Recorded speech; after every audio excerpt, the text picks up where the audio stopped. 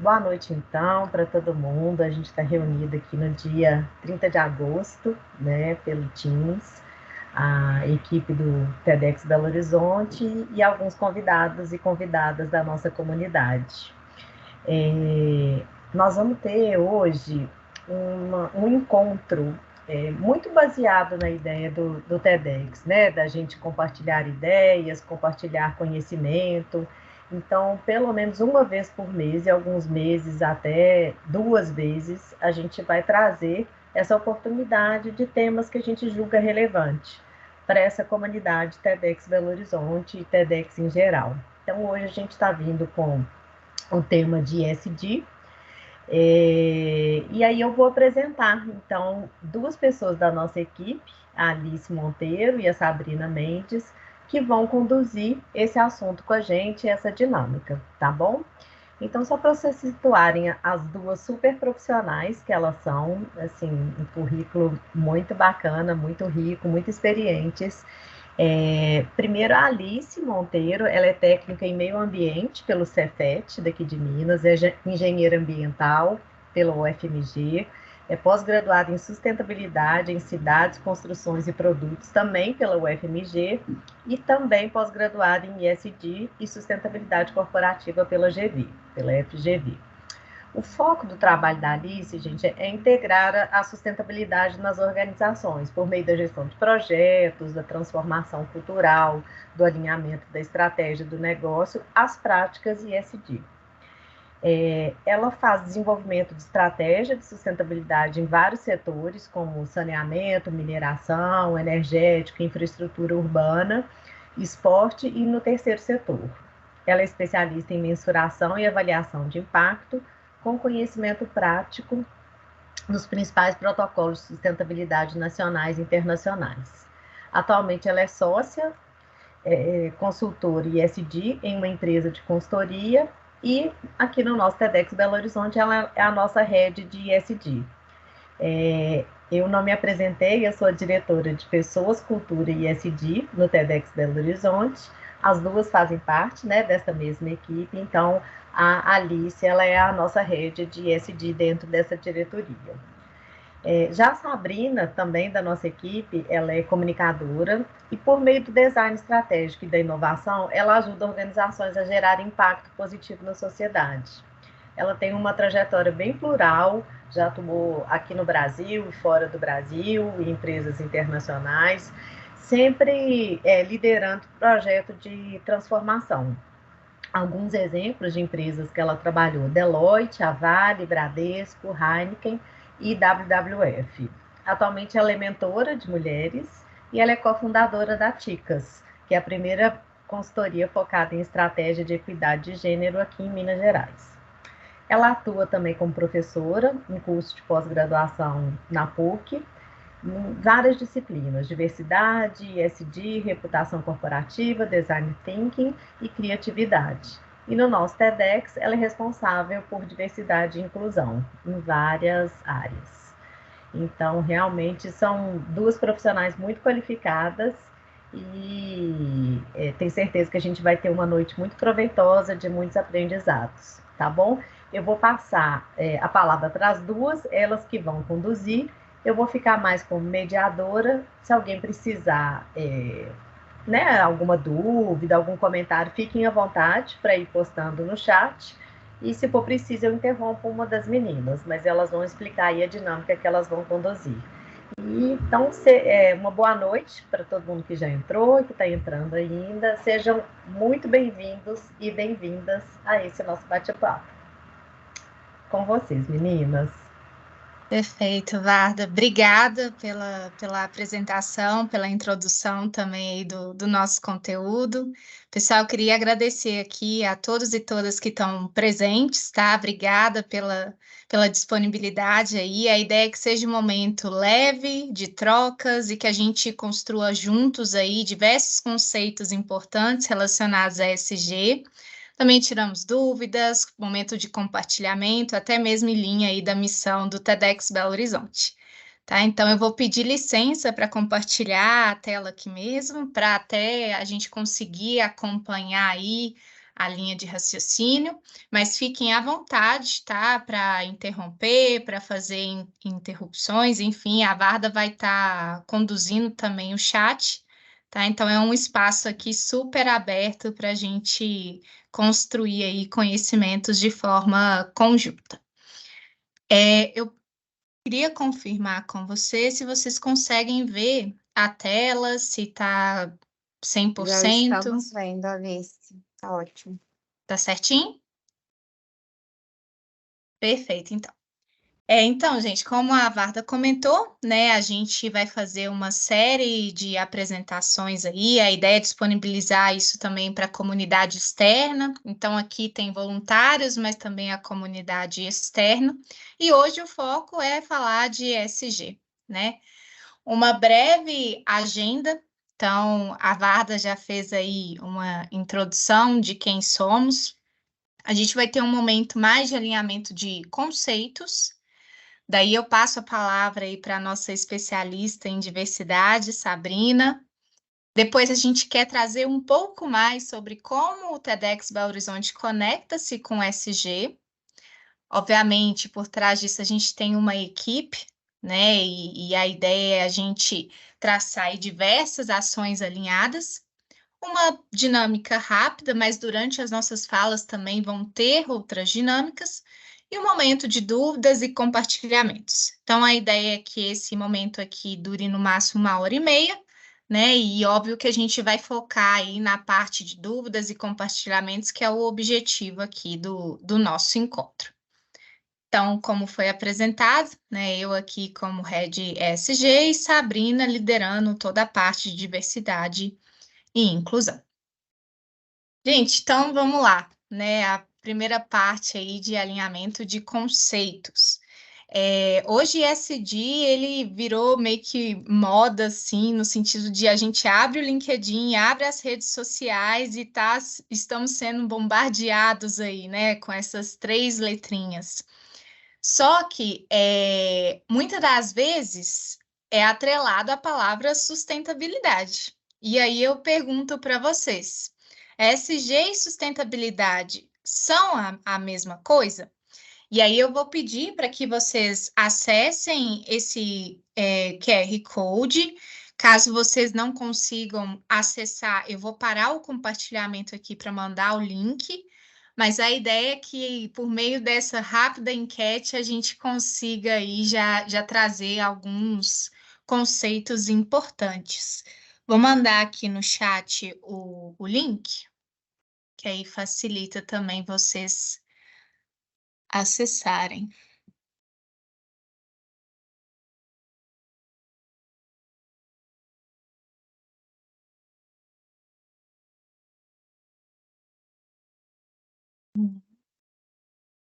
Perfeito, Thaís. Vou abrir ele aqui. O pessoal tá chegando. Conseguem acessar?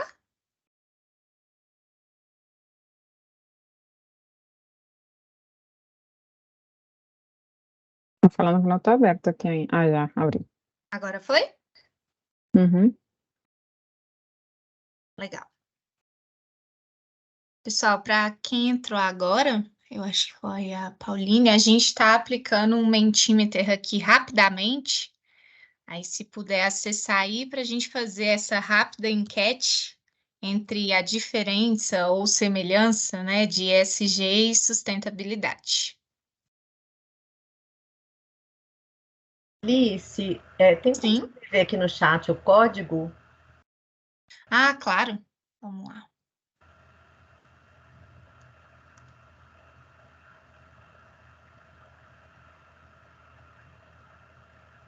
O Menti, ele tá na pergunta o que mais gostaria de saber. É essa mesmo?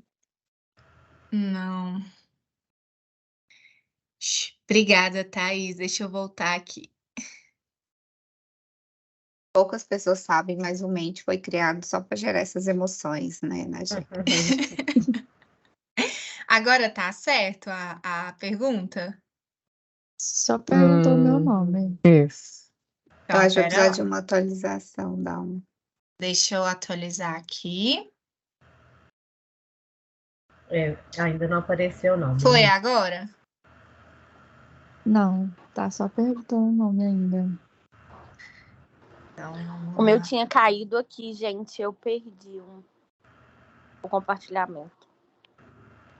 Mas a gente parou. Olha se agora foi. Também não, né? Não. Sugiro a gente seguir, talvez a gente aplica depois esse mês. Isso. Né? Apareceu para mim bom, agora não, agora saiu.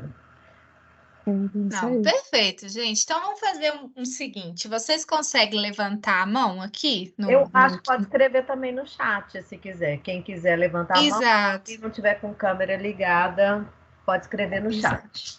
Então, assim, para quem acha que é a mesma coisa, levanta a mão aqui, por favor. ISG e sustentabilidade, né? ISG e sustentabilidade. Isso.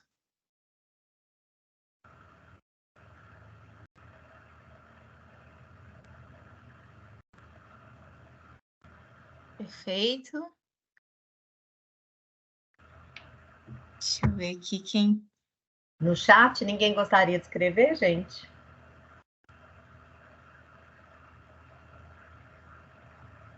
Alice, só, não sei se foi só para mim, que seu compartilhamento de tela saiu, né?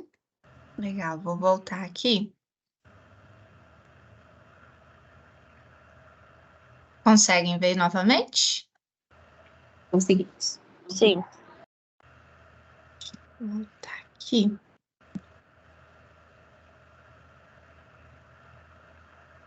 Estão vendo a tela completa? Sim. Sim. Perfeito. Então, gente, vamos lá já começar a desmistificar aqui. Alguém quer comentar o que pensa sobre isso? Se é a mesma coisa, se não?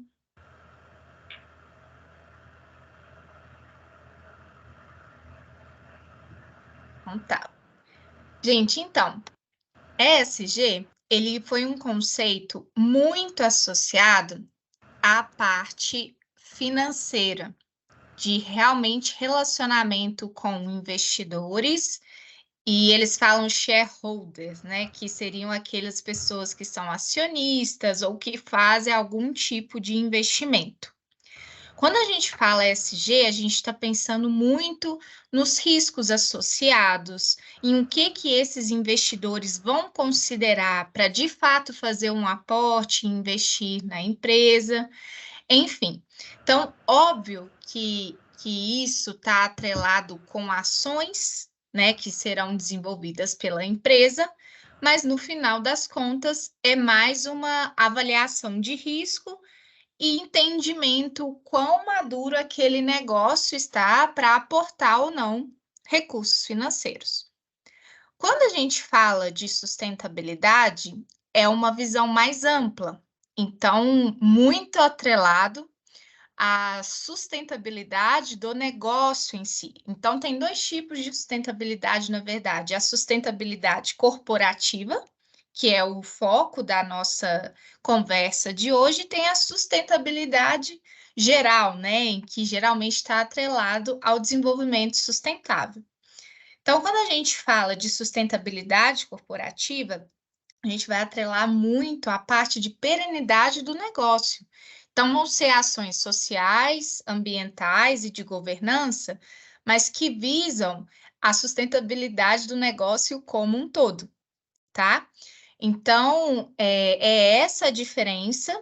Vocês têm alguma dúvida, alguma consideração, algum exemplo para falar sobre?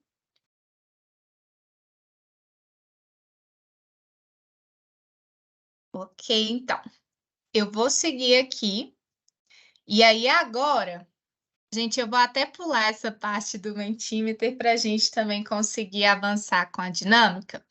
Mas dentro de cada letra, né, o E, o ambiental, o S, o social e o G, governança, a gente tem uma série de temáticas que são tratadas, abordadas, direcionadas práticas para, de fato, garantir aí essas ações.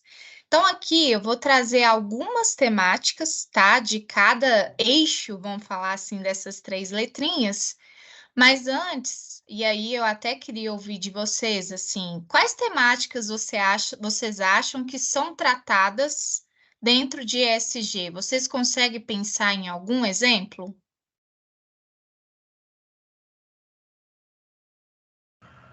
Pessoal,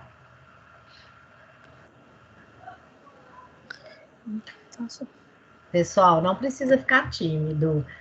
Apesar de estar sendo gravado, isso é só pro forma. A gente tem que ficar aqui à vontade, isso é um bate-papo. Quem puder e quiser abrir a câmera, o chat também vai estar sempre aberto. Então, a ideia é que a gente tirar dúvidas, fazer trocas, que aí fica muito mais rico. Você podia repetir a pergunta, por favor, Alice? Perfeito. Obrigada, Varda, por reforçar, e é isso mesmo, tá, gente? É um momento aqui de construção colaborativa. A gente tem 3 letrinhas, né? O E, o S e o G. Só que dentro de cada uma dessas letras, a gente tem temáticas que precisam ser endereçadas e abordadas pelo negócio.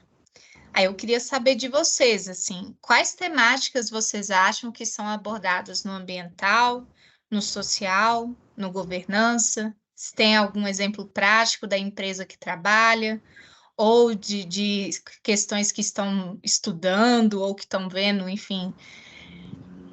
Alguém gostaria de comentar?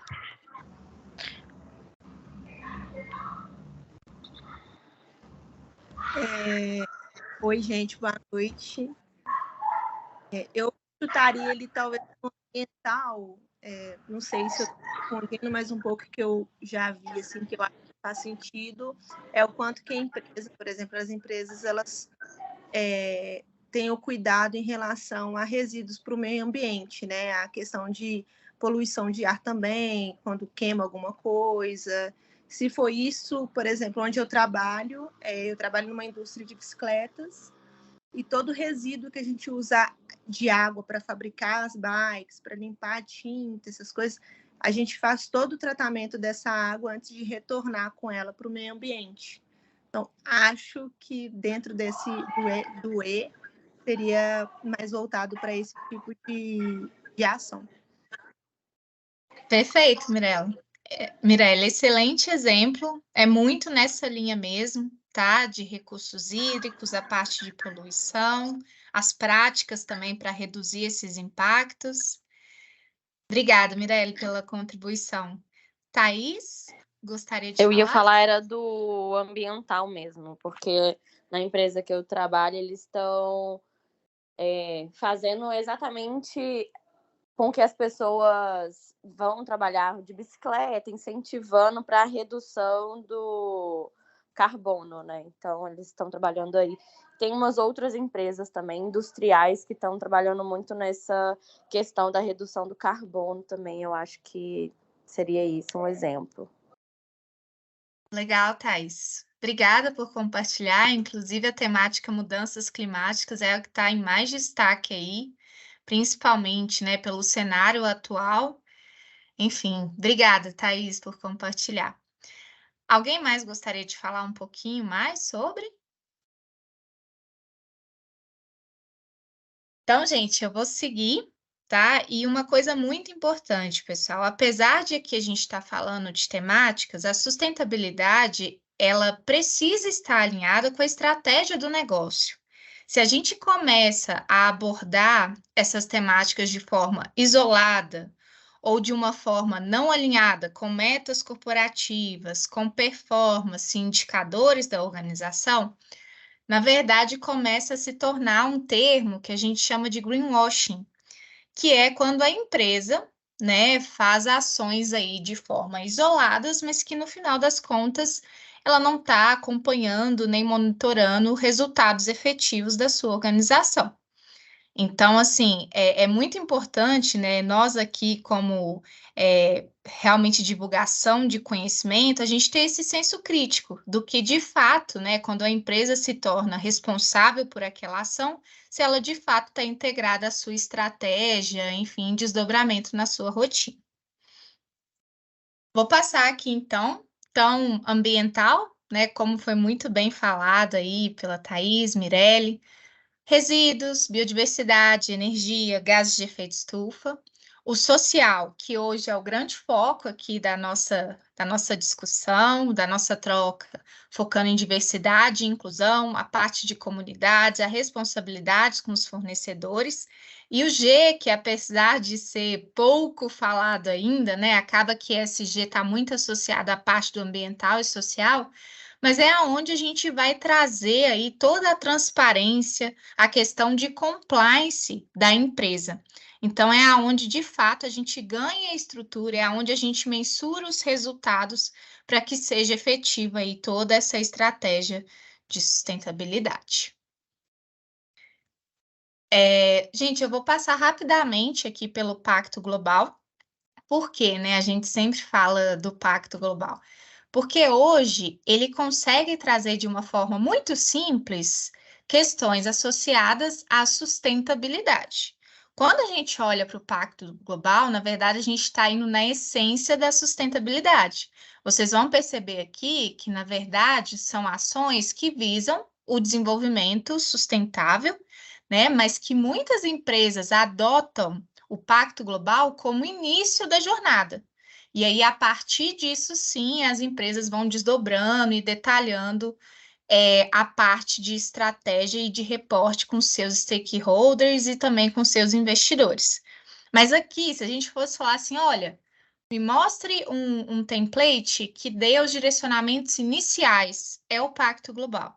É uma linguagem universal, né, que todo mundo fala disso, e que ele consegue contemplar aí os 3 eixos, né, que é o social, ambiental e governança.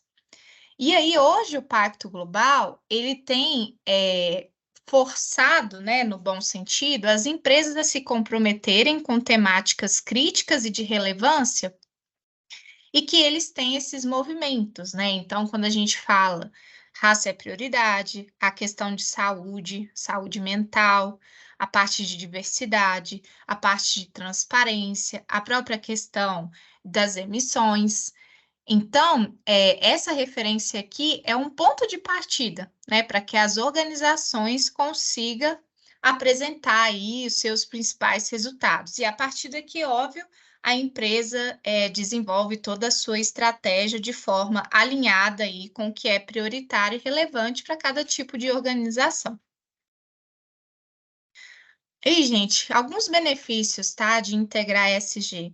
É uma questão de risco, é uma questão de transparência, tem a retenção e satisfação dos colaboradores, principalmente por ter uma política de remuneração justa, por pensar na saúde e bem-estar do colaborador. Além disso, é uma forma de aumentar a confiança de parceiros. Você garante a fidelidade de um público externo, então, cada vez mais a gente tem clientes conscientes, né, incluindo a gente. Então, hoje, quando a gente vai fazer uma compra, a gente já quer saber de onde está vindo aquela matéria-prima, quem é a mão de obra, né? Eu estou comprando de fato um produto que respeitou os direitos humanos? E aí, óbvio, né, que com essas ações a gente consegue fortalecer a imagem positiva, reputacional de uma marca em si. Então, esses daqui são os principais benefícios, né? Óbvio que tem uma lista aqui gigante, mas de forma resumida é isso, né? A empresa consegue ter um impacto interno com seus colaboradores, com engajamento, ao mesmo tempo consegue impactar positivamente aquela comunidade que está em seu entorno, e aí, como consequência, tem toda a redução de riscos e também diversas oportunidades aí associadas com esse posicionamento. Então, gente, a partir de agora eu vou passar a palavra para a Sabrina, tá? Como a gente falou, o foco hoje é a diversidade, mas a gente queria passar esses alinhamentos iniciais, mas para vocês terem um panorama geral e também contribuir aqui para esse nosso momento de trocas. Obrigada, gente. Obrigada, Alice. Você mantém aí o compartilhamento para a gente, por favor? Perfeito. Ótimo. Gente, seguindo aqui então na nossa conversa, eu acho até que vale comentar, né, que esse é o primeiro encontro que a gente está fazendo, assim, no sentido de compartilhar conhecimento enquanto TEDx. A ideia é que a gente tenha outros encontros aí, que vocês vão ficar sabendo em breve. Inclusive, no final, a gente vai abrir aí um Mate para vocês darem sugestões de outras temáticas relacionadas a ESG, diversidade, que vocês gostariam de saber mais. E aí, falando sobre diversidade, como a Alice trouxe, o ISG ele engloba essas três frentes, né? Ambiental, social e governança. A diversidade, ela atravessa esses três eixos, mas ela está especialmente relacionada à parte social do ESG. Por isso que a gente quis introduzir com essa temática, porque as coisas estão muito relacionadas aí. E aí, eu preparei aqui o nosso bate-papo para a gente dividir essa conversa em dois momentos. Alice, eu vou ir falando, você vai seguindo aí, por favor, com os slides, tá? Perfeito. Então, a gente vai começar vendo, pode ir passando, o que é diversidade, né? Entender um pouquinho esse conceito quando a gente fala que a gente quer trabalhar a diversidade nas organizações. E alguns caminhos aí que eu trouxe para compartilhar com vocês de como, o que a gente pode fazer para ser um profissional, para ser uma pessoa mais inclusiva na prática aí. Então, seguindo, começando aqui pela nossa primeira parte, o que é diversidade, e por que principalmente a gente precisa falar sobre isso, né? Eu acredito que vocês tenham acompanhado, né? Vem acompanhando esse assunto, transita em diversos espaços. E pode passar, Alice, nos últimos tempos a gente tem visto. Ah, não processou para você? Vou te pedir, talvez, para sair da apresentação, atualizar e voltar de novo, porque pode ser que não tenha processado. Ou pare ou compartilhe aqui também, pode ser. Perfeito, Sabrina. Porque para mim, deixa eu atualizar. É só para o pessoal não perder as imagens. Eu compartilho aqui, sem problemas, Tá, Alice. beleza, combinado. Desculpa, gente, tem que ter emoção. Ó, atualizou aqui, se... Eu acho que já está rolando. Não, Vocês estão beleza. vendo a minha tela? Estão vendo Sim. a minha tela? Ótimo. Sim. Agora sim. Eu trouxe uma coletânea aqui de umas revistas e tal, só para mostrar que a gente tem visto, né, esse assunto sendo amplamente debatido aí na mídia. Big Brother traz pautas relacionadas à diversidade em diversos espaços. Mas para a gente entender exatamente o que a gente está falando, até um parêntese, esse meme, ele é antigo, ele é do Big Brother, mas eu achei válido, que na ocasião, a Sara Lina, eu acho que foi nessa última edição, né, ela foi, acho que, uma primeira participante que, né, trabalhava diretamente com diversidade. E surgiu algumas perguntas assim na internet, né? O que faz um analista de diversidade? E aí rolou esse meme, assim, a pessoa que vai nos lugares ver se tem gay suficiente, assim, que basicamente ninguém entende o que faz um profissional que trabalha com diversidade e entende dessa forma simplista, né, que é para ver se tem minoria suficiente, né, se tem gays, se tem pessoas negras, se tem mulheres suficientes. Na verdade, não é sobre isso, né, gente? Quando a gente fala de diversidade, é interessante a gente pensar que o fator diverso do indivíduo que vai nos tornar diferente do outro vai depender do contexto, mas assim, por essência, todo mundo é diferente, né? Não tem essa pessoa, se você tiver um irmão gêmeo, ele vai ter características diferentes das suas, assim, não existe no mundo pessoas que são iguais, assim. E aí é engraçado, porque se eu falasse para você, gente, o TEDx está investindo em diversidade, ou a empresa X está investindo em diversidade, automaticamente já vem à mente assim um perfil de pessoas que a gente imagina que essa empresa está contratando porque ela está investindo em diversidade. Então a gente tem meio que um consenso assim do que é diverso, né? O que é normal, com muitas aspas, e o que é diverso na nossa sociedade. Então, justamente por isso, se a gente tem esse consenso do que é diverso, é porque a gente tem uma norma social prevalecendo aí, mesmo que a gente não fale sobre ela. Mas, em teoria, mesmo enquanto conceito, para a gente avaliar a diversidade, vai depender do contexto. Então, às vezes, se eu estou num ambiente com a maioria de homens e eu sou a única mulher, eu seria o fator diverso em relação a isso. Se eu vou avaliar em relação à raça, vai depender das pessoas que estão presentes, como que está distribuindo ali. Então, depende muito em que cenário que a gente está falando. Mas, nos atrelando aqui essa questão que a gente tem uma norma social que prevalece, porque a gente entende, quando a gente está falando de diversidade, tem inclusive no LinkedIn, né, acontece muito isso, vagas para diversidade, e eu fico assim, meu Deus, que coisa que é essa, né, porque todo mundo é diferente do que esse povo está falando, vagas de diversidade. Mas eu trouxe essa outra coletânea aqui que mostra um pouquinho para a gente, né, sobre essa norma, assim, quando quem que a mídia, né, que o mercado fala para a gente o tempo inteiro, que são pessoas inovadoras, que são pessoas de sucesso, que são pessoas de negócio, geralmente homens brancos, sem deficiência, né, a gente tem um padrão aí que há muito tempo está sendo martelado na nossa cabeça. E é engraçado, porque quando, é curioso, né, isso não é engraçado, é curioso quando a gente olha para números, nem sempre correspondem, porque os outros perfis, né, que tá fora desses homens brancos, héteros, cis, sem deficiência, são todos lidos como minorias, né? Acredito que vocês já ouviram falar desse termo, as minorias. E aí, quando a gente olha para números reais, nem sempre a gente está falando de minorias. As capas de revista mostraram ali para a gente a questão de quem são as pessoas empreendedoras, né, donas de startup, de sucesso no país. E nos números, na verdade, a maioria dos brasileiros, né, empreendedores em estágio inicial são mulheres, mais de 50%. A gente tem 54% da população brasileira que se declara preta ou parda, que é o termo usado pelo IBGE. Eu, inclusive, gosto sempre de comentar, porque as pessoas perguntam muito, né? Ah, mas eu falo preto, eu falo negro, que expressão que eu devo usar?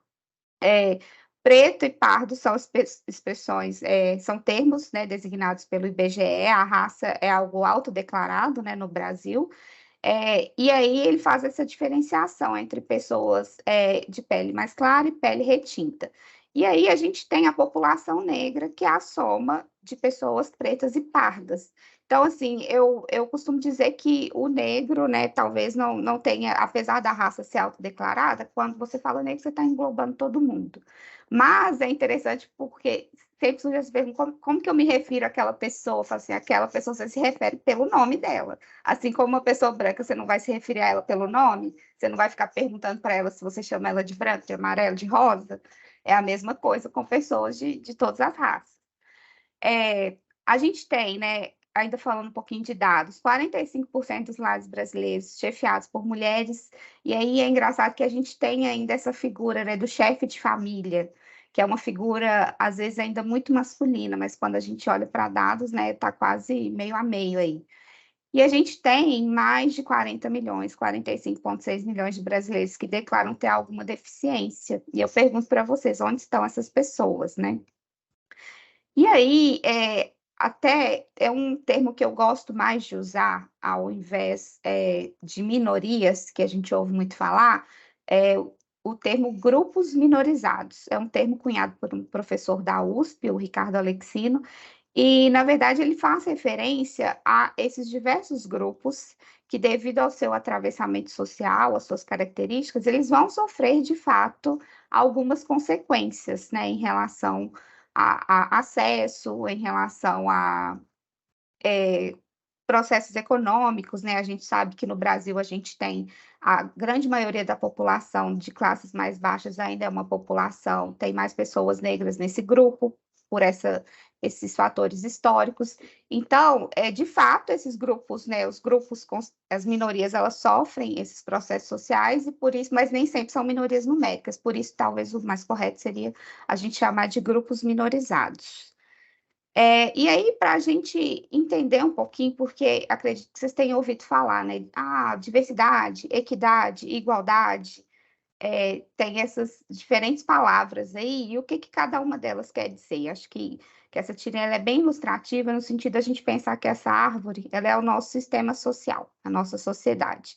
E acho que todo mundo aqui concorda que o nosso sistema social, ele está tortinho, né? Ele muitas vezes provê mais para um lado, para uns, do que para outros. A gente tem pessoas com mais acesso e menos acesso na nossa sociedade. Não falo nem a nível Brasil, a nível mundo mesmo. Então, a gente vive hoje nesse cenário de desigualdade, com esse sistema provendo para um e não provendo para outros. Se a gente fosse trabalhar só a igualdade, isso nem sempre seria o suficiente. Isso é importante para a gente, quando alguém diz, né, eu trato todo mundo igual, ou eu não vejo cor, eu não vejo gênero, e na verdade a gente precisa ver, porque é só vendo e vendo como esses atravessamentos sociais impactam na vida de cada pessoa que a gente consegue estruturar políticas, né, e tomar caminhos aí que enderecem essas desigualdades. Então, não ver raça, não ver gênero, não ver cor, na verdade não ajuda. Vou fazer um paralelo aqui, que eu sempre falo da pandemia, que na ocasião que as crianças, né, ficaram estudando de casa, mesmo se as escolas tivessem oferecido um computador para todas as crianças, ainda assim elas não conseguiriam estudar da mesma forma, porque tem criança que não tem internet em casa, tem criança que os pais não conseguiriam dar apoio, não sabe nem manusear um computador, não conseguiria, dar a mesma assistência que algumas crianças que ouso dizer que tiveram uma educação até melhor durante a pandemia, porque os pais acompanharam mais de perto, tinham mais acesso. Então, nem sempre a igualdade de ferramentas ela é o suficiente quando a gente parte de uma sociedade desigual. E aí a gente tem esse cenário da equidade, que é o que a gente busca trabalhar, que é promover estratégias, ferramentas customizadas que vão endereçar essas desigualdades, para que no final das contas todo mundo tenha acesso. Não é sobre dar mais para uns do que para outros. No final é só isso que a gente quer, que todo mundo tenha as mesmas possibilidades. E isso porque a gente não está fazendo o correto mesmo, que seria trabalhar em busca de uma sociedade que fosse mais inclusiva e mais justa, de fato, né? Com um sistema que fosse consertado. Porque aí, quando a gente tiver esse sistema sem desigualdade, aí sim a gente vai poder falar de ferramentas iguais e mesmos acessos para todo mundo. E aí é importante a gente refletir, quando a gente está falando sobre diversidade, a gente refletir sobre privilégio, porque isso se manifesta muito forte na estrutura social brasileira, que é em relação a validações de sentimento, ideias, maiores salários. Então, a gente tem, né, ainda hoje, homens ganhando um percentual muito maior de salários do que as mulheres, média de 20%, né, em relação, né, à média da população brasileira.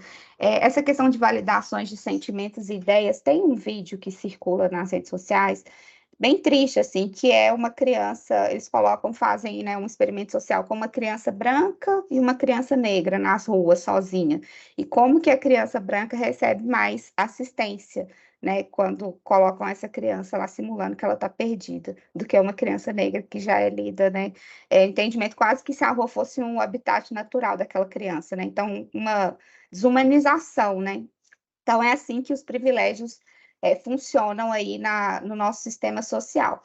Não estou falando, gente, que ter uma casa para morar, ter comida no prato para comer, isso não é privilégio, né? Isso é direito pela Constituição. Mas, infelizmente, vivendo num país no nível de desigualdade que a gente vive, a gente precisa refletir um pouquinho como tem um grupo muito grande de pessoas ainda no nosso país que não tem acesso nem a esses direitos básicos, assim. E aí, para a gente refletir sobre os nossos privilégios, porque a diversidade ela passa principalmente por um entendimento de quem sou eu nesse mundo, e a partir daí como que eu me relaciono com o outro, o que é que eu posso melhorar nas minhas atitudes para construir esse mundo mais inclusivo, que é a pauta que a gente está trabalhando aqui, de como construir futuros mais inclusivos. Vou convidar vocês para a gente jogar o jogo do privilégio. Quem puder e quiser, tiver com a câmera aberta aí, ficar com as duas mãos aqui frente ao rosto. Eu vou narrar para vocês aqui algumas situações, e cada situação dessa que você já tiver vivido, você abaixa um dedo. Quem não tiver com a câmera aberta, pode brincar aí também e fazer essa reflexão junto. Então, vamos lá. Você tem receio de demonstrar afeto por seu companheiro ou companheira em público por medo de ridicularização ou violência? Você é desacreditado pela sua aparência física ou condição mental? Você já foi perseguido por seguranças em estabelecimentos comerciais? Você teve que trabalhar para ajudar a família durante o ensino médio? Você já teve que escolher entre carreira ou ter filhos? Você já teve um apelido baseado na sua raça? Vou tirar o coisinha aqui que está na frente, desculpa, gente.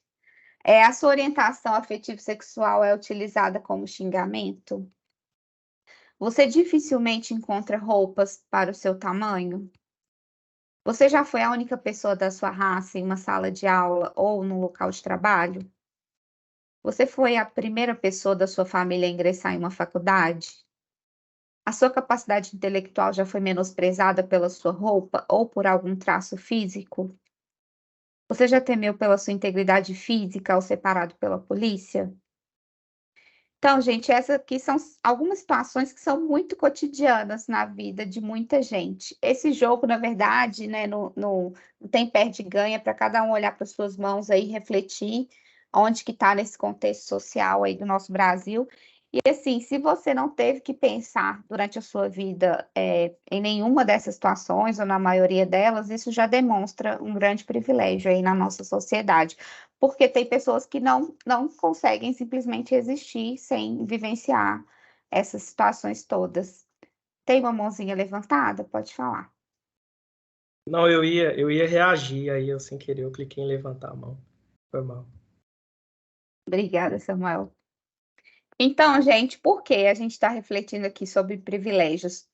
Porque quando a gente vai falar de diversidade, se a gente, né, vocês estão aqui porque querem entender mais desse tema, querem fazer a parte de vocês para construir uma sociedade mais inclusiva, passa muito por isso, por reconhecer o nosso lugar, reconhecer a nossa responsabilidade também nesse contexto que está posto aí, porque sem isso a gente não consegue mudar, nada de novo pode ser construído. E aí se conecta muito com o TEDx no sentido, né, a gente traz muita pauta da inovação, e a inovação também passa por mudança de atitude, principalmente, né? Não, a gente está falando só de inventar um aplicativo novo e tecnologia, né? Mas como que a gente constrói um mundo novo de verdade. Então, gente, para a gente reconhecer também esse nosso lugar, um outro exercício que é interessante a gente fazer é reconhecer o nosso lugar de fala.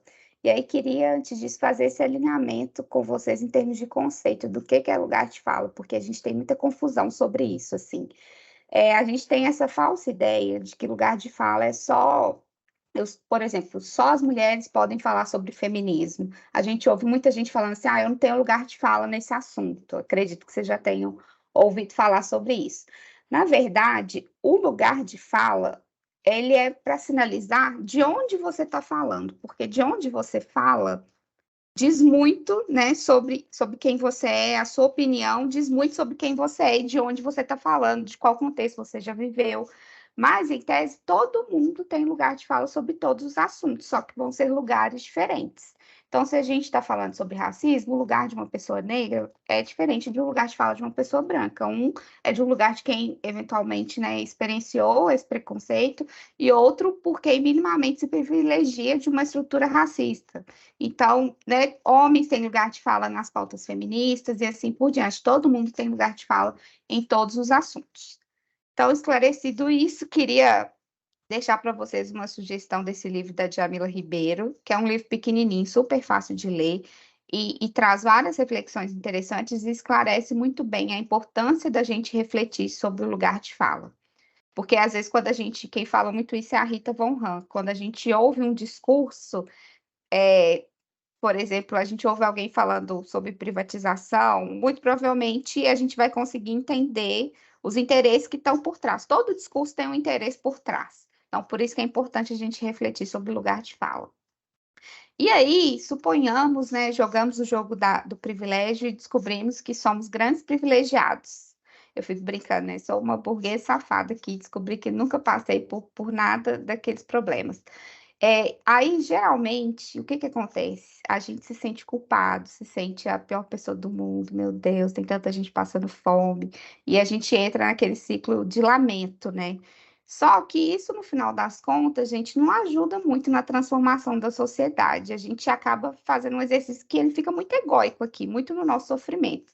Não estou falando que a gente né, não é importante se sensibilizar, isso também é um passo, mas a gente precisa sair desse lugar da culpa, né, que às vezes a gente vê muito acontecendo assim, alguém comete uma violência, né, um homem contra uma mulher, uma pessoa branca contra uma pessoa negra, e a discussão fica mais em torno da culpa que a pessoa que cometeu a violência está sentindo do que a outra pessoa que sofreu a violência, assim, né? Então, a gente precisa sair um pouco desse lugar e ir para o lugar da responsabilidade, assim. Vamos pegar aqui, então, nossa caixinha de sofrimento e culpa e ver o que a gente faz com isso a partir daí. Não estou dizendo que todo mundo, né, se descobriu privilegiado, que tem que virar militante, que tem que atuar em questões sociais, não é sobre isso, mas às vezes o fato só da gente não prejudicar uma luta que não é nossa, por exemplo, a gente já está ajudando demais. Por isso que é importante entender quem que é a gente nessa conversa. E aí tomar, isso que eu estou falando, né, tomar consciência dos privilégios, não deve ser visto como vergonha, né? Todo mundo tem direito a ter uma casa para morar e não ter culpa de ter nascido branco, de família de classe média e não ter deficiência. O que que eu posso fazer? Não, não é uma questão de culpar, mas é questão de, já que você está nesse lugar de mais acesso, muito provavelmente você vai ter mais possibilidades, mais recursos para estar contribuindo para mudar a sociedade. Então, é uma oportunidade, na verdade, da gente poder aprender, se desconstruir, entender o seu lugar e se tornar parte da solução. E aí, vamos agora que a gente entendeu um pouquinho, até antes de eu passar para a segunda parte, queria saber se vocês têm dúvidas sobre esse início da nossa conversa, antes da gente entrar aqui no caminho prático de como ser uma pessoa mais inclusiva. Se tiverem, ao longo que a gente for conversando, podem ir lançando no chat aí também, e no final a gente esclarece tudo. Então, gente, caminhos para se tornar uma pessoa mais inclusiva. O primeiro deles é trazer os seus vieses inconscientes para a consciência. Vocês já ouviram falar de vieses inconscientes, gente? Quem já ouviu falar, levanta a mão aqui, só para eu ter uma noção. Pouca gente, né, do montante. Ah, legal. Que bom, esse termo está sendo mais popularizado e isso é muito importante. Para quem ainda não ouviu falar, não conhece o que são viéses inconscientes, eles, na verdade, a gente está falando de funcionamento normal do nosso cérebro, assim. Essa é uma teoria do Daniel Kahneman, que ele é um economista e é psicólogo também, foi prêmio Nobel, e ele traz essa teoria do funcionamento do nosso cérebro, que é dividido em dois sistemas, basicamente. Um sistema que funciona de forma mais automática e um sistema que a gente aciona para realizar as tarefas que demandam mais esforço. Então, os vieses inconscientes fazem meio que parte desse sistema. Então, todo mundo tem viés inconsciente, é normal. Os vieses, eles são responsáveis, por exemplo, pelas tomadas de decisões rápidas. Se a gente está andando na rua e cruza com um doguinho sorridente desse, feliz, mostrando os dentes, solto, muito possivelmente a gente precisa, às vezes, agir rápido, né, pela nossa segurança. Isso vem desde lá, né, da questão dos homens das cavernas, correndo dos mamutes, sei lá como que era isso, mas isso faz parte do nosso instinto de sobrevivência. Então, o cérebro precisa funcionar rápido. Então, o viés, ele ajuda um pouco nisso. Ao contrário, por exemplo, quando a gente vai escovar os dentes, imagina se toda vez que a gente fosse escovar os dentes, a gente precisasse refletir, raciocinar, como que segura uma escova, como coloca a pasta. Ia ser um cansaço mental muito grande, assim. Então, para a gente conseguir realizar essas diversas tarefas que a gente realiza de forma mais automática, também tem o viés inconsciente atuando nisso. Agora, para vocês entenderem o outro lado do sistema cerebral. Para a gente fazer essa continha, eu, Sabrina, talvez até com a calculadora, que eu tenho dificuldade, 100% aqui de humanas.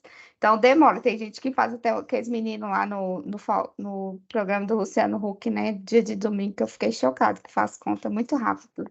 Sugiro que vocês veem qualquer dia. Mas são poucas pessoas aí que conseguem, né? Então, a maioria precisa acionar e pensar um pouquinho para conseguir fazer contas ou qualquer tipo de pensamento mais complexo. E por que isso ocorre, né? Para algumas coisas o cérebro funciona mais rápido, para outras demanda um pouquinho mais de energia. A gente recebe, em média, 11 milhões de bytes de informação por momento. E a gente só pode processar 40, assim, um cérebro de centavos, né, gente? 40 informações por instante, assim. Então, para que a gente não pire, literalmente, para que a gente consiga continuar operando, o nosso cérebro ele divide tudo em categorias. Vocês já viram Divertidamente, gente? Aquele desenho, sugiro verem, que é bem interessante, assim, para mostrar o funcionamento cerebral. E é bem aquilo, assim, cada informação que recebe, o cérebro já vai colocando no seu lugar, a bolinha ali colorida na sua gavetinha, para que as coisas continuem funcionando. Só que o problema é, da mesma forma que informações cotidianas, vai escovar o dente, está numa situação de risco, o cérebro faz isso também com pessoas. E aí, a gente começa a colocar pessoas em caixinhas, conforme o repertório que a gente tem. Então, se eu tenho um repertório onde pessoas que têm tatuagem são um perfil mais assim, assado, se eu vejo alguém com tatuagem, eu já pego e coloco naquela caixinha que eu construí na minha cabeça ao longo da minha vida. E assim, diversos outros recortes e estereótipos, assim. E aí que está o problema. A gente cria grandes estereótipos sociais sobre certos grupos, e aí tem influência da mídia, né? Tem influência, novelas, séries, que vão representando, né, papéis, e a gente vai assimilando que tais pessoas, tais características são assim, são dessa forma, e não dá a possibilidade de a gente conhecer de fato cada pessoa, né? Então, todos temos viés, sabemos que temos, mas a gente precisa trazer esses viés para a consciência, porque se tratando de pessoas, a gente não pode já pegar a informação e jogar na caixinha e já lidar com aquela pessoa conforme o nosso viés prévio sobre aquele estereótipo.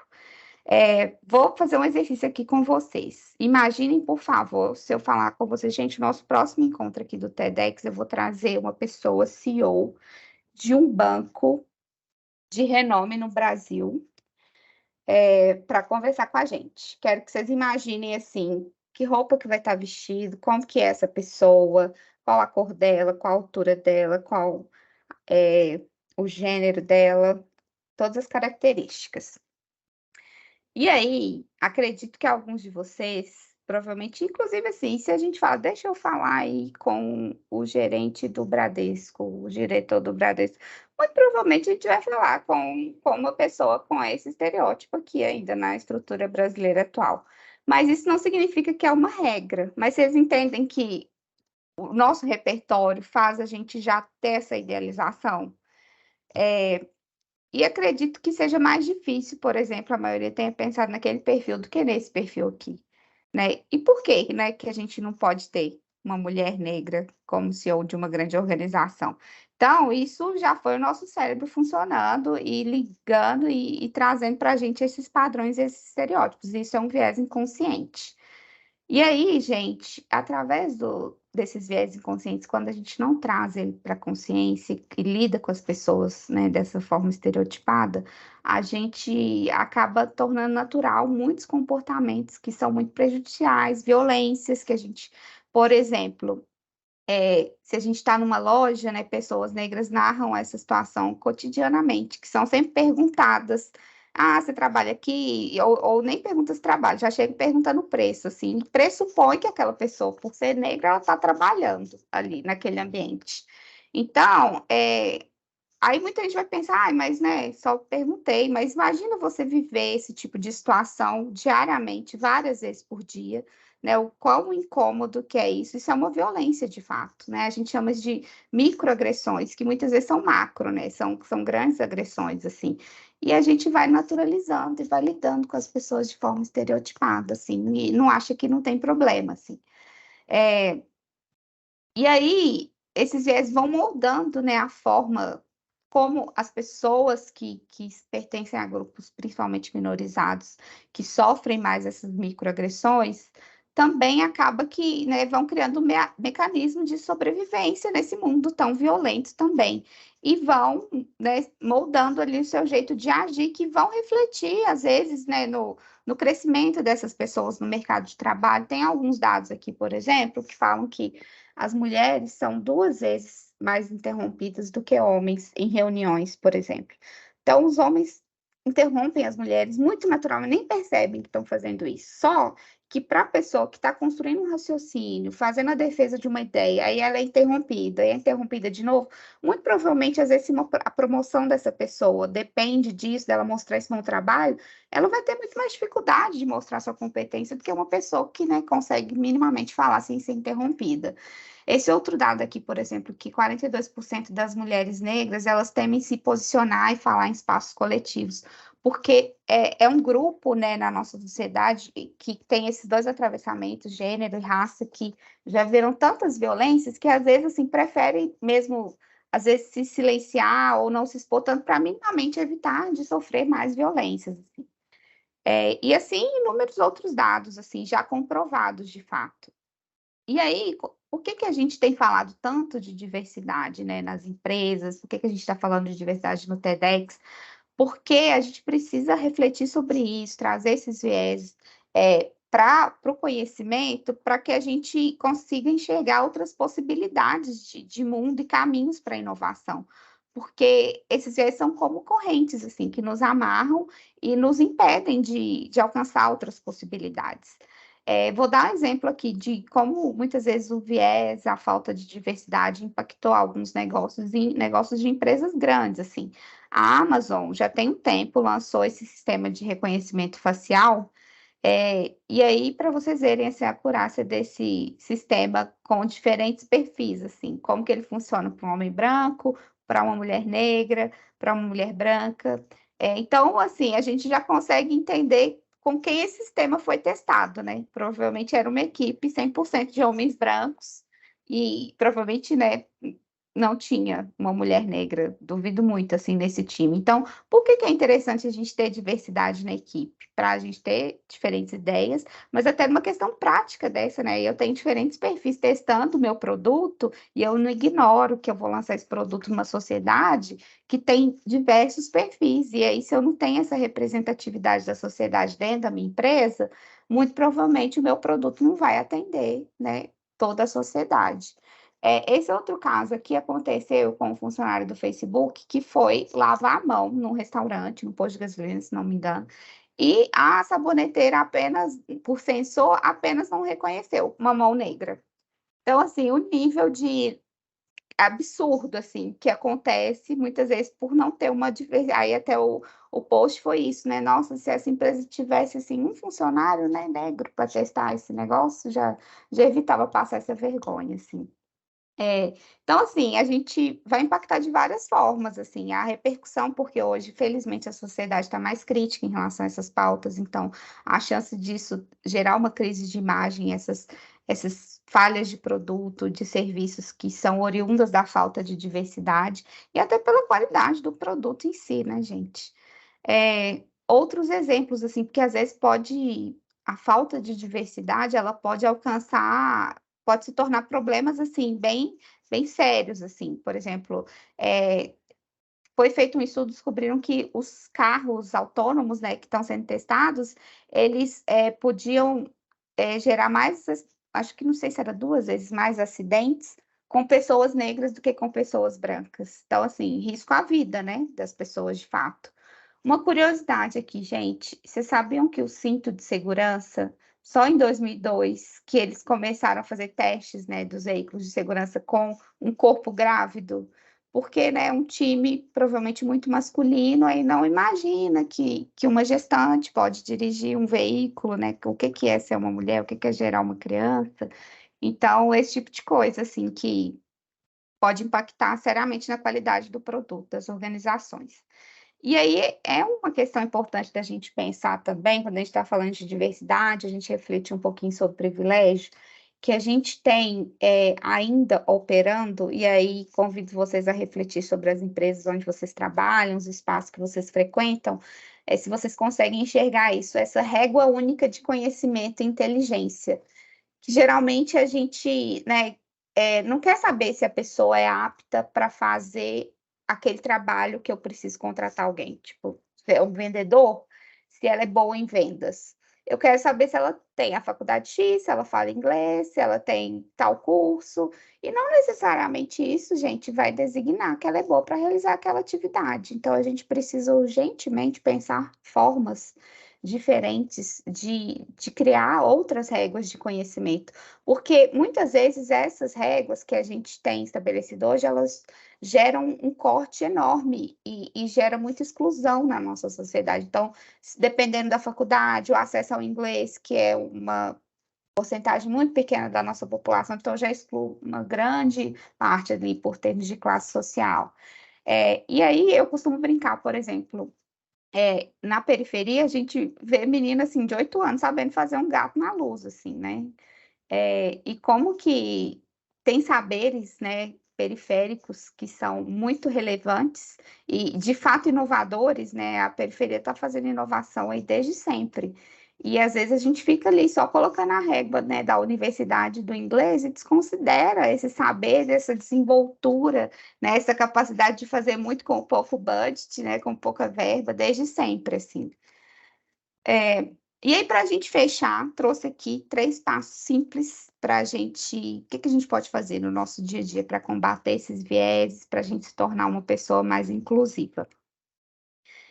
O primeiro deles é trazer os vieses para a consciência, né, gente? E aí é estudar, é entender, é refletir, é participar de momentos como esses, né? De enxergar questões, principalmente sociais, que a gente não enxergava até então. E é importante a gente não desconsiderar que é uma vida inteira, né? Assim, eu tô ali na geração dos milênios ali, que a gente ainda pegou muito de TV aberta, assim, é uma vida inteira da mídia, mas mesmo hoje a gente ainda, isso acontece, né? Tá avançando, mas ainda acontece muito. Passando mensagens estereotipadas para a gente, né? A gente sempre via nas novelas da Globo pessoas negras trabalhando como empregada doméstica, né? Agora que está começando a mudar. Aí você sempre vê uma pessoa gorda, ela tá sempre comendo, sempre no papel de humor. Aí você não consegue imaginar que uma pessoa gorda pode ser uma pessoa, né, séria, de negócios, inteligente. A gente sempre vê gays, né, pessoas do grupo LGBT em estereótipos assim, ou é uma lésbica muito masculinizada, ou é um gay muito afeminado, e não necessariamente, uma coisa não tem nada a ver com a outra. Essa questão do você trabalha aqui, né?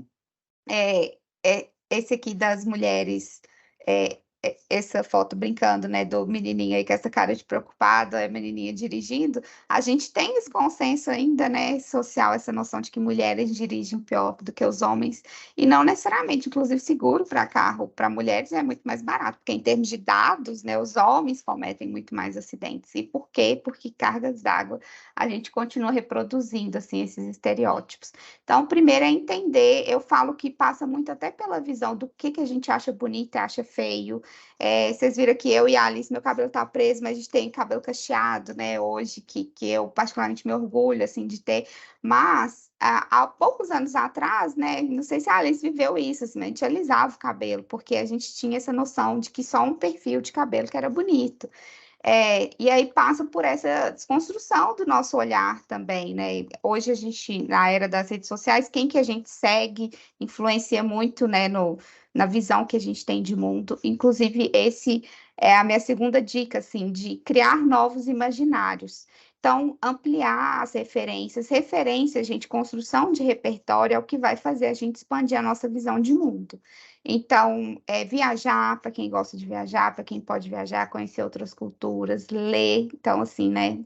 Livro de toda forma, digital, físico. A gente tem hoje, assim, um mundo de influenciadores nas redes sociais falando sobre diversos temas. Então, dá essa olhada, tipo assim, nossa, eu não tenho ninguém aqui que fala sobre deficiência, eu não tenho ninguém aqui que fala sobre gordofobia, sobre raças, né? As diferentes pautas, e procura seguir mais pessoas, né, aproveitar, inclusive, esse tempo, né, que a gente passa tanto tempo nas redes, assim. E a gente tem muita série, muitos filmes, né, tem muito conteúdo aí nos diversos streams que vão trazer várias pautas em relação a assédio, questões de gênero, questões sociais, vão trazer muitas reflexões. Então, hoje tem podcast, para quem é do podcast, tem conteúdo para tudo, gente. Então, ampliar, construir novos imaginários. E por último, esse que talvez pode parecer um pouco mais difícil, que é o pensar de forma interseccional, que eu trouxe só para compartilhar com vocês esse conceito também de interseccionalidade, que é uma palavra que tem sido mais falada também. Mas o principal aqui, esse termo, né, interseccionalidade, ele foi cunhado pela Kimberly Crenshaw, que ela é uma advogada americana, que na ocasião, para ela defender um processo lá, ela queria mostrar que, dependendo de quem eu sou, dos diversos atravessamentos que eu tenho, eu, de fato, estou numa escala de menos privilégio na sociedade. Então, né, se a gente pensar uma mulher com deficiência, negra, gorda, lésbica, quão longe ela está, quão distante, né, daqueles homens brancos da capa de revista que eu mostrei, assim. E aí, mas é interessante também a gente usar esse conceito de interseccionalidade para a gente entender que as pessoas são complexas, gente. Ninguém é uma coisa só. Então, a pessoa ela é composta pela classe, pela idade, se ela tem ou não deficiência, pela raça, pela regionalidade, de onde que ela veio, pela sexualidade, por, né, gênero, tem muitos fatores, tudo isso contempla o que é a diversidade. E aí, a gente pensar até no nosso ciclo, assim, né? Ah, eu tenho amigos de idades diferentes, eu conheço pessoas com deficiência, eu conheço pessoas, né? Eu tenho amigos, né, de uma raça diferente da minha, de outras classes, né? E pensar a interseccionalidade na hora que eu vou montar um time de trabalho, um time de projeto, pensar o nosso ciclo de amigos e fugir desse lugar, né? Que às vezes, assim, eu brinco que eu tinha, até pouco tempo atrás, uma amiga trans. E eu falava que ela era a minha trans de estimação, né? Que aí é que a gente chama de tokenização. Aí você tem um amigo negro e ele cumpre a sua cota ali. E você acha que aquilo ali é o suficiente para você se declarar uma pessoa não racista e entender tudo sobre aquele universo. Então, assim, pensar esses diversos atravessamentos também em todas as possibilidades que você tiver de relacionamento, assim. Entender que as pessoas são complexas, não definir uma pessoa só pela idade dela, ou só pelo gênero, ou só pela raça, né? Todo mundo é muito mais, né, do que um único atravessamento. Eu acho que é isso. Para a gente fechar, né, gente? Eu acho que ninguém aqui, até pelo interesse no assunto, tem dúvidas que a diversidade ela pode transformar negócios, a gente ter mais cabeças diferentes pensando, a chance de sair inovação dali é muito maior, promover resultados e ainda, de quebra, a gente, né, impactar positivamente a sociedade, tentar desentortar um pouquinho ali aquela árvore do nosso sistema social. E aí é importante a gente lembrar, porque às vezes quando a gente está começando, né, a mergulhar nesses assuntos, a gente fica com medo de falar alguma coisa errada, estou aprendendo.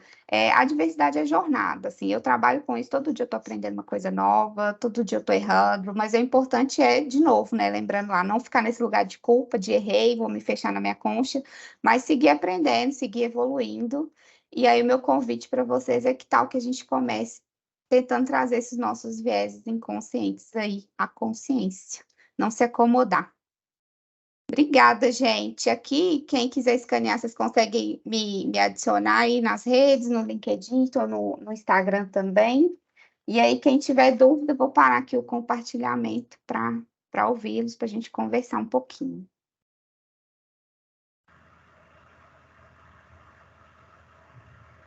Meninas, eu queria agradecer e parabenizar, porque é muito importante.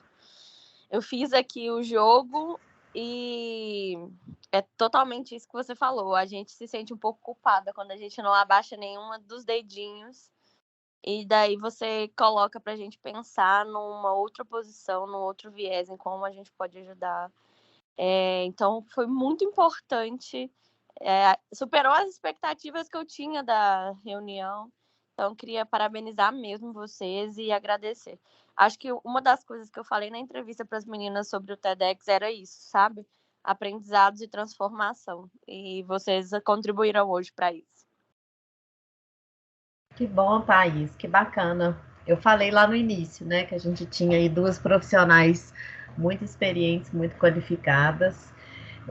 O tempo foi até corrido, né, Sabrina e Alice? Eu acho que tem uma imensidão de conhecimentos nessa área, mas elas tentaram trazer um recorte do que acharam mais importante, mais interessante. Eu só queria aproveitar aqui que eu tô com a fala, comentar que tem outras pessoas do nosso time, de Pessoas, Cultura e ESG, o Samuel, que está aqui na tela, o Gabriel estava com a gente, teve que sair mais cedo, a Andressa também, a Thaís, enfim, são do nosso time, e outras pessoas do time TEDx, que também estão aqui, né? Isabel, Fred, Thaís, esqueci de alguém? Diego, não, a Andressa ainda está aí, enfim, mas para reconhecer, né, todo o time. E queria pedir para a Alice e para a Sabrina pincelarem rapidamente o que a gente tem feito também na área de diversidade e inclusão e do social, da ambiental e governança no TEDx Belo Horizonte, que muita gente não sabe. E como esse bate-papo nosso vai ficar gravado, também outras pessoas vão ter oportunidade de assistir depois A gente não vai abrir geral, né, para todas as pessoas, mas para essa comunidade TEDx e para o grupo de voluntários, o que a gente vem destacando, né? Só para quem não sabe, a gente tem um evento principal, vai acontecer em novembro, mas ao longo do ano a gente vai fazendo várias iniciativas para culminar no evento. Então, eu queria que a Alice e a Sabrina contassem um pouco dessas iniciativas que a gente já fez, vem fazendo e pretende culminar com o evento. Perfeito, Varda. Inclusive, era a continuação aqui, gente, mas até para respeitar o tempo, tá? Eu vou dar uma resumida, mas antes de mais nada, eu queria agradecer a Sabrina pela aula, que para mim também serviu de muitas reflexões. Então, muito obrigada, Sabrina, enfim, eu acho que super cumpriu aí com o nosso objetivo. Gente, eu vou compartilhar aqui rapidamente, tá? E óbvio que seguindo nessa linha que a Sabrina trouxe aí com maestria, vocês confirmam, por favor, se tá compartilhando, se vocês conseguem ver, Estamos vendo, Alice. tá tudo certo? Então tá, gente. Aqui, e é até uma curiosidade para quem é da comunidade externa. Tá? Então, a gente tem 3 principais objetivos que norteiam toda a elaboração do nosso evento. Como a Varda comentou, né, a gente tem o evento principal aí, mas antes disso tem uma jornada, tem voluntários que, assim, são especialistas nas suas respectivas áreas, é uma equipe muito qualificada, compondo aí esse time que, de fato, vai materializar lá em novembro o evento principal. Mas, para isso acontecer, e como até mesmo eu comentei no início, a gente precisa ter uma estratégia muito efetiva quanto a aonde a gente quer chegar, porque, assim, ideias, gente, tem demais, mas a gente precisa ter muito clareza do que focar e o que, de fato, trazer para o nosso público externo. Então, quando a gente fala da conexão ESG com TEDx Belo Horizonte, a gente tem 3 pilares aqui muito fortes, que primeiro é tornar conhecido positivamente para belo-horizontinos e mineiros. E quando a gente fala tornar conhecido positivamente, a gente está falando de proporcionar uma experiência única, mas que, na verdade, a gente consegue integrar ações que vão agregar valor para esse público. E ESG, diante de tudo que a gente comentou, né, de oportunidades, de mitigação de risco, de fato estar respondendo às necessidades do nosso cliente final, que no caso é o público externo, a gente consegue tratar isso de uma forma bem direcionada.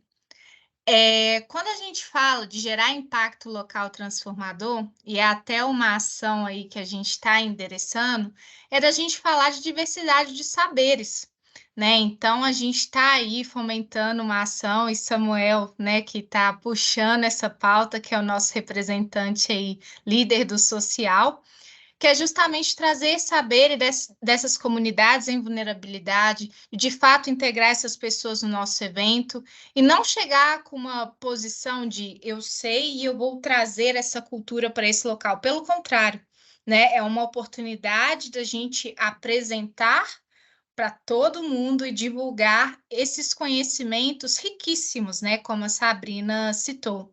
Então, é um projeto aí que a gente está desenvolvendo com muito carinho e que a gente quer, de fato, trazer essa diversidade de saberes também, né, além das outras questões.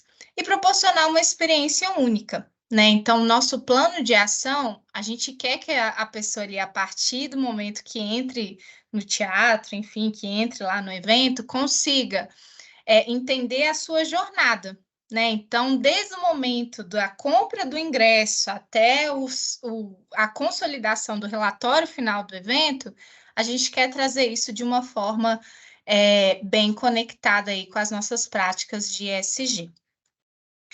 Então, gente, a gente está com um desafio, né? Que a gente fala que ESG sozinho não faz nada.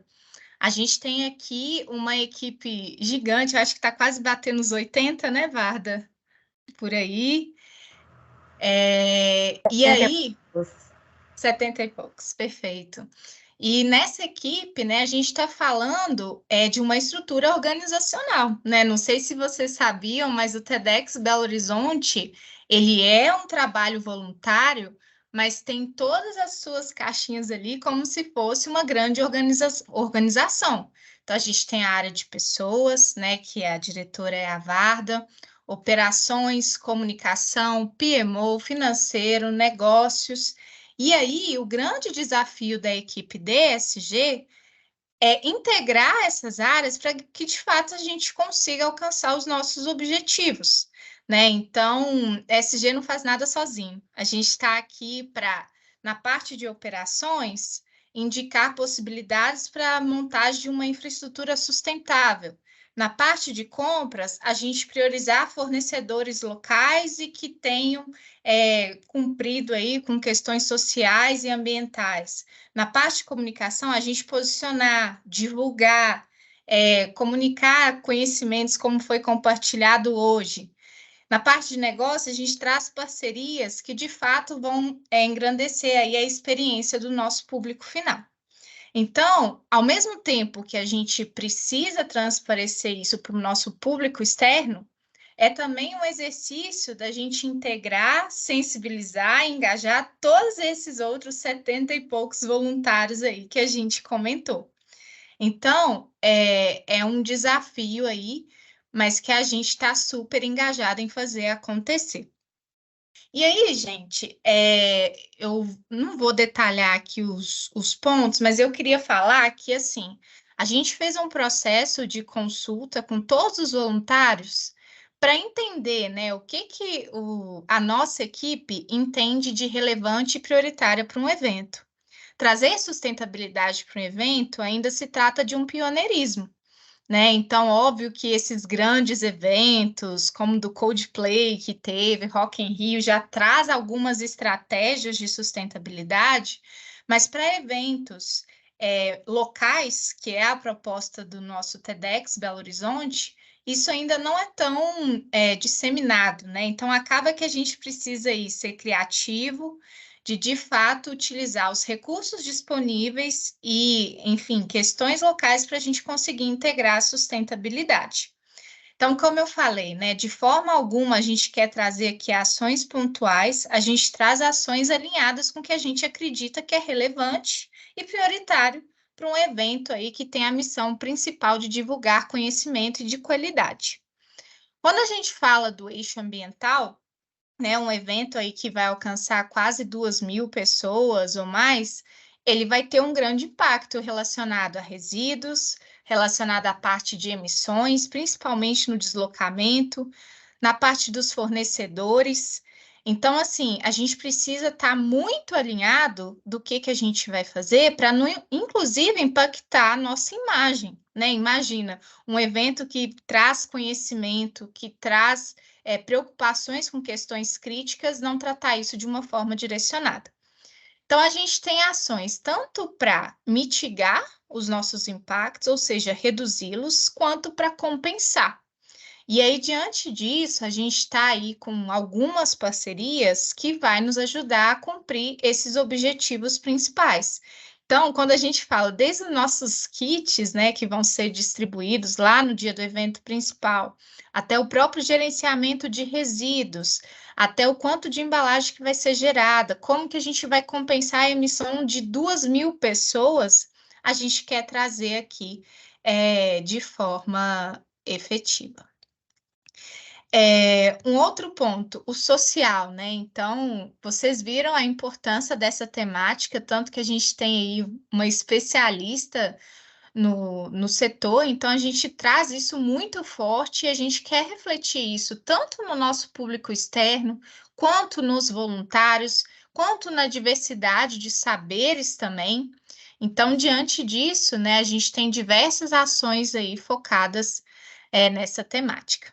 O impacto social, como eu falei, a gente está com um plano de ação aí super inovador para trazer vozes de diferentes regionais de Belo Horizonte, de diferentes locais, enfim, apoiando a comunidade local também, tanto que na nossa política de compras a gente prioriza fornecedores locais, né? É uma premissa nossa para justamente a gente conseguir priorizar aí a geração de emprego local e fazer de fato um evento sustentável.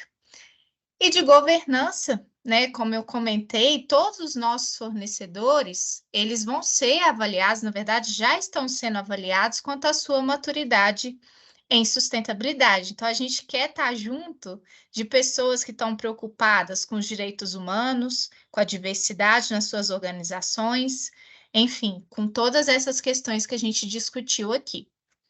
Além disso, né, a gente alinhou aí, fez um trabalho super bacana, até a Thaís que tá aqui, mas de justamente consolidar os dados, integrar indicadores para que no final a gente consiga reportar um relatório aí robusto e de transparência para os nossos patrocinadores, parceiros e público externo também.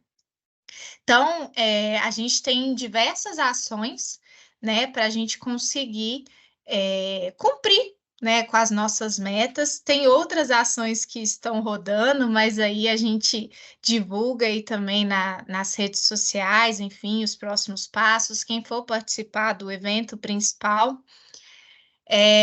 Mas, de modo geral, é isso.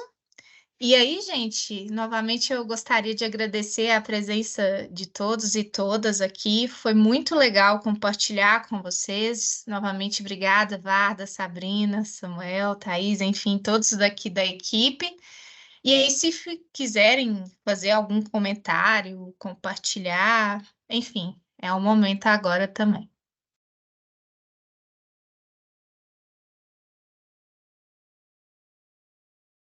Eu só quero agradecer, gente. Vi que eu ia falar das perguntas, mas agradecer por vocês terem ouvido, pelo interesse, e participem na próxima, né? Convidem mais gente para participar com a gente. É um prazer trocar com vocês. Muito bom, gente. Eu adoro toda vez que eu vejo esse relatório aí do nossa performance de sustentabilidade. Acho super legal, dá muito orgulho ver. E a evolução que a gente teve do ano passado para agora, as ações que estão sendo colocadas, sempre muito legais. E esse papo aí sobre diversidade, assim, é muito enriquecedor. Quanto mais a gente mergulha nesse universo, a gente mais percebe o desafio que é e tudo que a gente tem ainda para percorrer nas empresas, nas organizações. A gente fica reparando mais na hora que a gente vê uma foto de uma turma de uma empresa, a gente já repara, olha o tanto de homem que tem, oh, tem só uma mulher. Então é muito interessante, a gente precisa estar muito mais partícipe disso. Muito legal, Bel, seu depoimento. E isso que você falou é muito interessante. Depois que você realmente entende, né? Introjeta o conceito e a importância de diversidade e inclusão, isso faz parte de todos os contextos, ambientes e situações que você passa, não só no trabalho. Quando você entra num bar, você vai num show, você vai num bloco de carnaval, enfim, né? Seja lazer ou profissional, você começa a perceber. Ou você vai num lugar e fala assim, gente, não tem acessibilidade. Poxa, não tem preocupação com lixo, né? Não tem pessoas negras e por aí vai. Não tem mulheres, né, nessa mesa. Então, a ideia é essa mesmo, assim, o primeiro passo, as meninas até reforçaram isso, é entender, é reconhecer, é refletir e dar mais avanços nesse sentido, né? E não sentir só a culpa ou a melancolia ou a tristeza, mas fazer parte disso. E eu estou lendo um livro, Somos Diversos, que é o que a Sabrina falou lá no início, né? O que é diversidade, vaga de diversidade? Eu sou diferente de todos vocês aqui, eu sou a única 50 a mais, por exemplo, desse grupo, né? Então, somos todos diversos, né? Mas a gente sabe também que grupos minorizados, dentro daquele jogo do privilégio, a gente vê claramente, né? A falta de oportunidades em vários aspectos. Queria agradecer demais assim, a nossa equipe, né, a equipe do TEDx, outras pessoas convidadas, como a Sabrina disse, reforçar para os próximos encontros. A gente quer ampliar esse público, né, e essa troca de conhecimento e aprendizados. Alguém mais, gente, gostaria de contribuir com algo, alguma fala? Samuel, Andressa, Bruna, Mirelle? Só agradecer mesmo a Alice e Sabrina por compartilharem o conhecimento. É extremamente satisfatório fazer parte do TEDx, né, como voluntário e ver que é verdadeira assim, a preocupação, né, pelas causas de diversidade e inclusão. A equipe de SG está verdadeiramente em prol disso, e as lideranças por trás, as pessoas por trás também estão conscientizadas e dispostas, assim, sabe, a caminhar, né, como a Sabrina fechou. A diversidade é uma jornada, então tá todo mundo junto nessa jornada. Extremamente, eu tenho muito orgulho, assim, de ver a equipe toda do TEDx, e, né, capitaneado aí pela Sabrina nesse movimento de diversidade. É muito satisfatório, gente. E agradecer mesmo, assim, mais uma vez pelo compartilhamento aí por essa aula que vocês deram. Obrigado, viu, gente? Vou só fechar também, né? Mais do mesmo. Mas agradecer por vocês terem compartilhado esse conhecimento com a gente, e parabenizar também pelo mesmo motivo, né? Foi de grande valia, assim, muito enriquecedor. Eu sou da área de pessoas, então acaba envolvendo a minha área, né? Recrutamento e seleção, pensar na diversidade.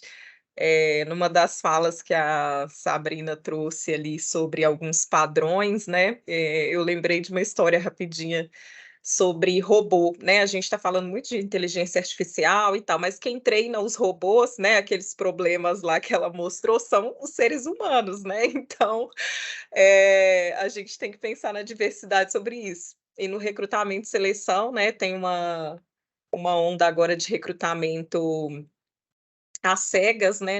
Não gosto muito desse termo, mas é justamente de usar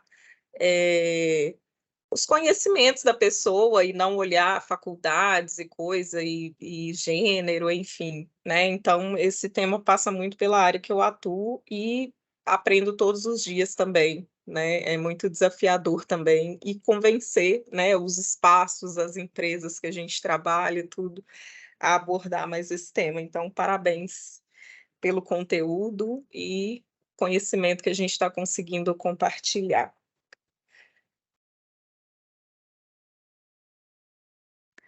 Boa noite, então, pessoal. Até a próxima. Isso. Obrigada, Até. gente. Boa Beijo. noite a todo Até mais. mundo e Tchau, parabéns Ai, para gente. vocês, Alice, Boa Sabrina. Muito bom, Noite. meninas. Até Muito bom, mais. viu? Tchau, Parabéns. Tchau. tchau. Obrigada por quem participou. Tchau, tchau.